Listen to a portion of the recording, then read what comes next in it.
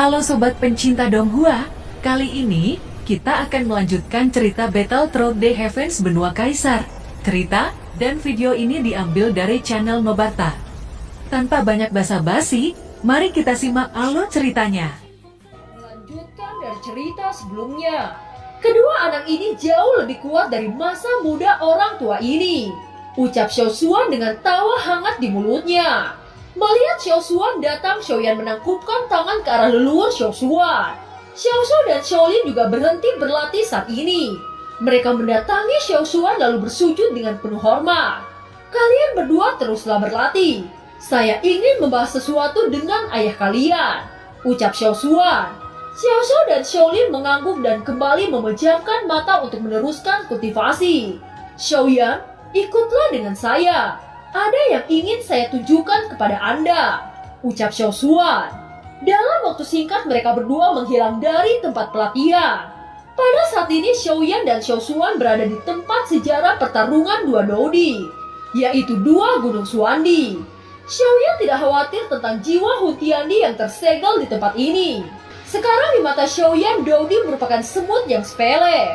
Dia hanya mengangkat jarinya jika ingin membunuh mereka. Xiaoyan, sejak saya menembus Dodi, saya merasakan energi yang kuat memasuki tempat ini. Setelah saya memeriksanya, saya menemukan energi kuat dan energi Hun Tiandi sudah menghilang. Oleh karena itu, saya dan kedua anak Anda memutuskan untuk tinggal di benua ini.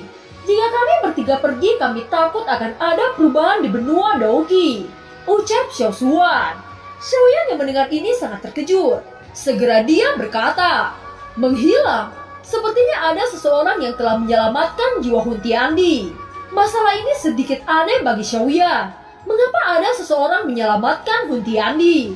Bukankah Hun Tiandi tidak berharga saat ini? Xiao Xuan menghela nafas lalu berkata, saya tidak tahu kepastiannya. Kekuatan saya saat ini masih berada pada Dodi awal dan tidak cukup untuk merasakan keberadaan orang-orang ini, ucap Xiao Xuan. Dengan kekuatan Anda dan kedua anak saya bahkan tidak merasakan keberadaan orang-orang itu, saya rasa setidaknya orang-orang itu berada di tingkat Dodi bintang 5. Satu-satunya kemungkinan bahwa Hun Tiandi benar-benar diselamatkan dan menghilang dari benua Douqi. Hanya saja kekuatan mana yang berani melakukan itu? Leluhur, meskipun Hun Tiandi diselamatkan oleh salah satu kekuatan, tetapi itu tidak menimbulkan ancaman bagi benua ini. Saya akan mencari tahu tentang kekuatan yang menyelamatkan Hun Tiandi, ucap Xiaoyan. Xiao Xuan mengangguk saat mendengar kata-kata yang diucapkan oleh Xiaoyan. Lagi pula yang mampu menyelesaikan masalah ini hanyalah Xiaoyan. Xiao Xuan sangat percaya bahwa cucunya akan mampu mengatasi masalah ini. Saat ini Xiaoyan dan Xiao Xuan meninggalkan Gunung Xuandi. Dia tidak kembali ke klan Xiao dan masih ingin berjalan-jalan di benua ini terlebih dahulu. Di tempat lain terlihat ada banyak bunga-bunga yang indah bermekaran. Tidak jauh dari tempat ini sesosok bayangan memegang botol sedang menyirami bunga-bunga ini dengan sangat hati-hati. Di belakang sosok itu Xiaoyan berdiri dan menonton dari kejauhan. Sosok wanita itu merasakan keberadaan Xiaoyan. Segera sosok wanita itu menghunuskan pedang ke arah Xiaoyan. Saat pedang akan mengenai tubuh Xiaoyan, tiba-tiba suara yang akrab terdengar. Lama tidak berjumpa Nalan Yanran, ucap Xiaoyan. Seluruh tubuh Nalan Yanran menegang dan segera menjatuhkan pedangnya. Kedua tangan menutupi bibirnya yang merah saat berkata dengan nada bergetar, Anda adalah Xiaoyan, ucap Nalan Yanran. Xiaoyan tersenyum di hadapan Nalan Yanran. Segera gelas teh melayang di depan Nalan Yanran. Nalan Yanran, saya harus berterima kasih kepada Anda. Berkat perjanjian 3 tahun kita, membuat saya merubah banyak kehidupan saya, ucap Xiaoyan. Nalan Yanran mendengar kata-kata itu dia hanya tersenyum pahit. Saat itu dia berpikir bahwa apa yang dia lakukan adalah benar. Tetapi orang ini menyadarkannya bahwa tindakan yang dia lakukan adalah salah. Nalan Yanran terdiam, dia tidak punya apa-apa untuk dikatakan. Jika Anda datang hanya untuk mengolok-ngolok orang, maka lebih baik Anda pergi dari sini, ucap suara lembut terdengar dari kejauhan. Xiaoyan menoleh dan melihat Yun Yun berdiri di depan pavilion.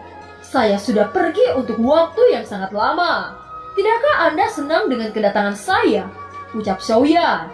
Anda sangat pandai bermain kata-kata. Sudah cukup Anda mempermainkan saya untuk waktu yang lama, ucap Yun Yun. Soyeon yang sangat tidak berdaya dengan kata-kata yang diucapkan oleh Yun Yun. Sekarang Yun Yun sangat acuh tak acuh terhadap dirinya. Mereka berdua terlibat dalam percakapan sedangkan Lan Yanran diam-diam meninggalkan mereka berdua. Soyeon memandang Yun Yun dengan pandangan yang berbeda. Awalnya dia berpikir bahwa Yun Yun mengabaikan kebenaran dan mengikuti perintah Yun San. Tetapi pandangan Soyeon berbeda saat Yun Yun membiarkan dia pergi saat mereka bertemu di pegunungan binatang buas. Meskipun begitu ada garis penghalang antara mereka berdua yang tidak bisa dilewati. Saya tidak menyalahkan keputusan Anda. Apa yang Anda ambil merupakan keputusan yang tepat. Kita berdua tidak salah. Hanya saja pertemuan kita yang tidak tepat pada saat itu, ucap Soyeon. Emosi Yun Yun bercampur aduk saat mendengar ini. Ternyata orang di depannya menyalahkan pertemuan mereka.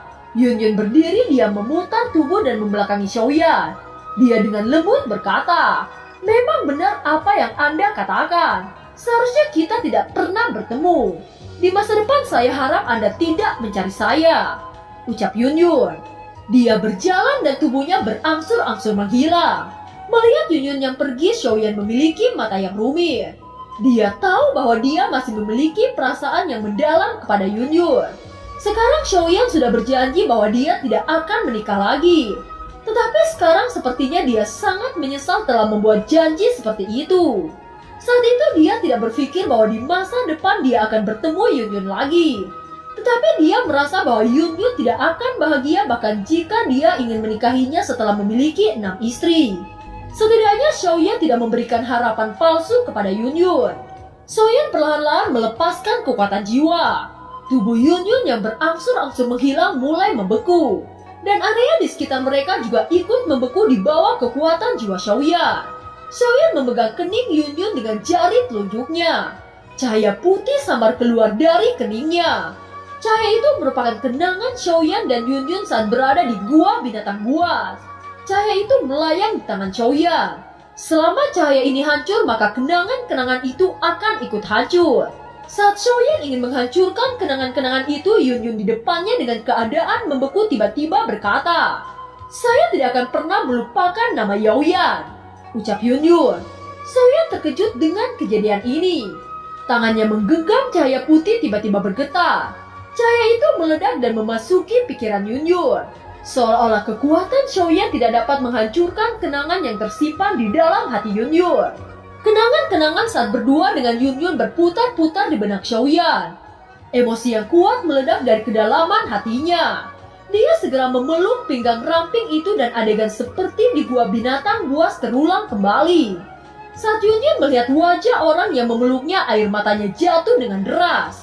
Dia dengan keras ingin melepaskan diri dari Soyeon tetapi dia tidak berdaya. "Soyeon, saya memang mencintai Anda. Tetapi kita tidak ditakdirkan bersama. Selama Anda tidak melupakan saya, itu sudah cukup bagi saya," ucap Yun Yun. "Mengapa Anda berkata seperti itu? Apakah tidak mungkin untuk kita bersama?" ucap Soyeon. Mendengar ini, Yun Yun tersenyum lalu berkata, "Jika Anda menikahi saya setelah semua ini, Anda hanya akan menyakiti perasaan saya. Oleh karena itu, kelak di pertemuan berikutnya kita akan bertemu sebagai teman," ucap Yun Yun. Soyeon tidak berdaya dengan apa yang dikatakan oleh Yun Yun. Secara alami dia memahami dengan arti perkataan Yun Yun. Dia mengangguk lalu berkata, "Saya sangat menghargai keputusan yang Anda buat. Kelak di masa depan kita akan bertemu sebagai seorang teman," ucap Soyeon. Setelah berbicara untuk waktu yang lama, Soyeon pergi dan bergegas ke langit Kekaisaran Jiama. Meskipun Kekaisaran Jiama tidak sebesar daratan tengah, tetapi perubahan Kekaisaran Jiama membuat Soyeon sedikit terkejut. Pada saat ini mata Soyeon tertuju pada kota Kingsan. Ada ruang medis yang tumbuh semakin besar di kota Kingsan. Banyak orang-orang yang berbaris untuk mendapatkan perawatan dari tempat itu. Soyeon pernah berkunjung di tempat ini pada masa lalunya. Saat itu tempat ini merupakan tempat pengobatan yang kecil. Sekarang tempat ini sangat besar dan banyak orang-orang dari Kekaisaran Jiama berkunjung di tempat ini untuk menemukan bahan obat yang langka. Selain itu, pemilik tempat ini merupakan sosok wanita yang sangat cantik. Sosok itu adalah teman lama Xiaoyan, yaitu dokter peri kecil. Di tempat ini terdapat aturan yang ditetapkan oleh dokter peri kecil. Dia hanya menangani 50 orang setiap harinya. Meskipun pengunjung di tempat ini sangat ramai, bahkan jumlahnya mencapai ratusan orang, tetapi tidak ada seorang pun yang berani melanggar aturan dari tempat ini. Dokter peri kecil berkata, "Sudah mencapai 50 orang saat ini. Kalian semua bisa pergi hari ini dan besok Anda bisa datang kembali." Ucap suara lembut dokter peri kecil. Semua orang yang mendengar suara ini segera keluar dari tempat ini. Hanya ada satu orang yang berjalan berlawanan di kerumunan orang-orang. Orang-orang yang melihat ini segera berkata, "Saudaraku, hari ini dokter peri kecil telah memeriksa 50 orang. Jadi Anda tidak perlu mengantri. Kalau tidak, Anda hanya akan membuat wanita itu sangat marah. Meskipun wanita itu sangat cantik, tetapi jika dia marah, wanita itu seperti monster." Ucap orang-orang yang berbalik pergi. Xiaoyan tidak menghiraukan peringatan dari laki-laki itu. Dia terus berjalan menuju tempat dokter peri kecil. Xiaoyan mendatangi dokter peri kecil yang sibuk dengan peralatan di depannya lalu berkata, "Nona, hari ini saya datang untuk memeriksakan diri. Tolong layani pasien Anda dengan sangat baik." Ucap Xiaoyan mengulurkan tangan ke arah dokter peri kecil. "Apakah Anda tidak mengetahui aturan dari rumah medis ini?" Ucap dokter peri kecil bahkan tidak repot-repot untuk menoleh. "Nona, saya mengerti aturan di sini.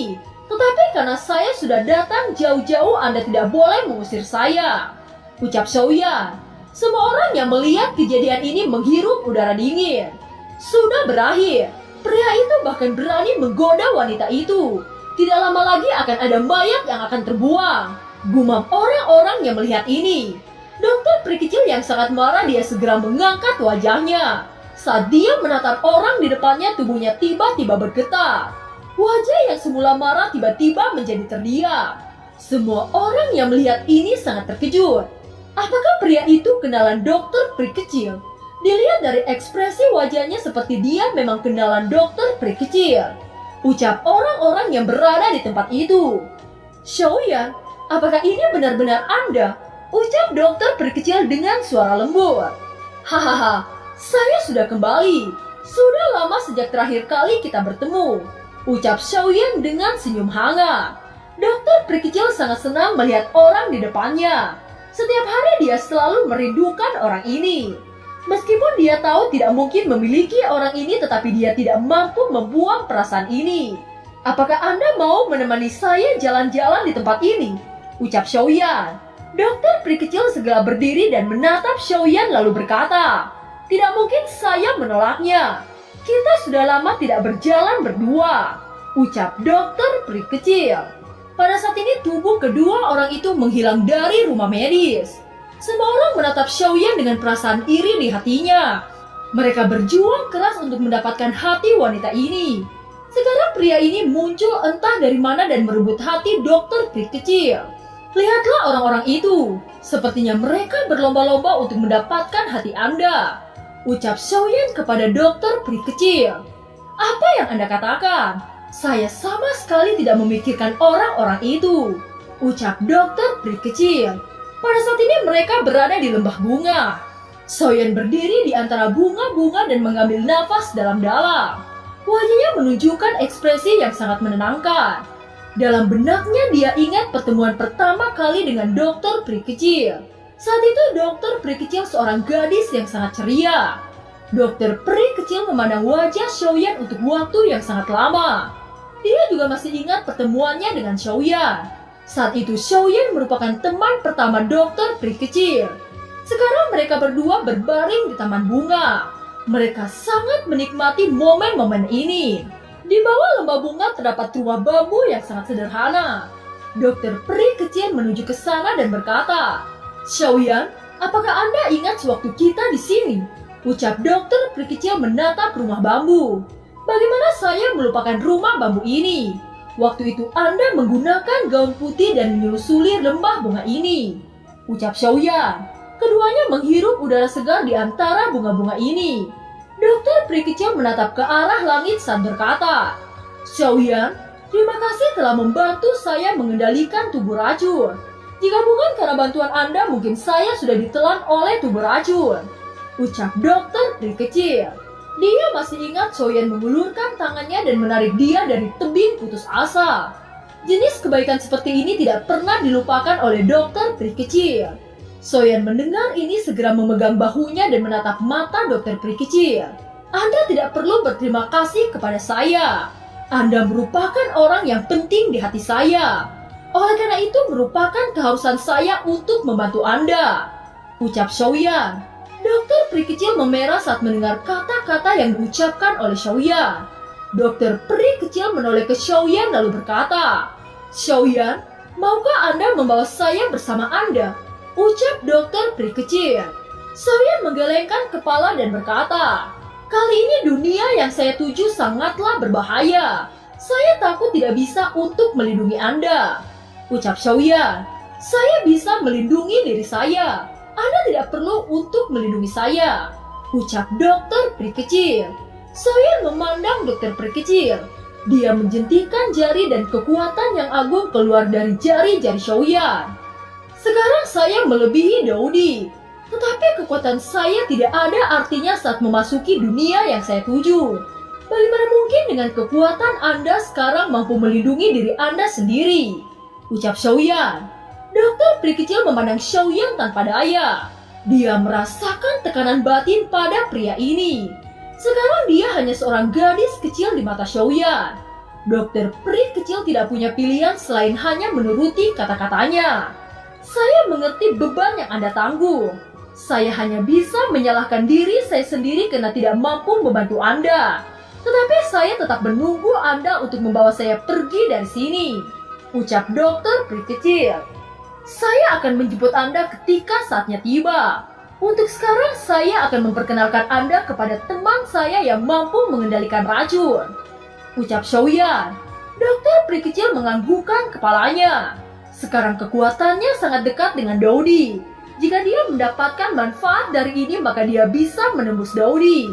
Setelah berada di lembah bunga untuk waktu yang lama, Xiaoyan dan dokter peri kecil menuju daratan tengah. Dan film pun berakhir. Terima kasih telah menyimak dari awal sampai akhir ya. Sampai jumpa.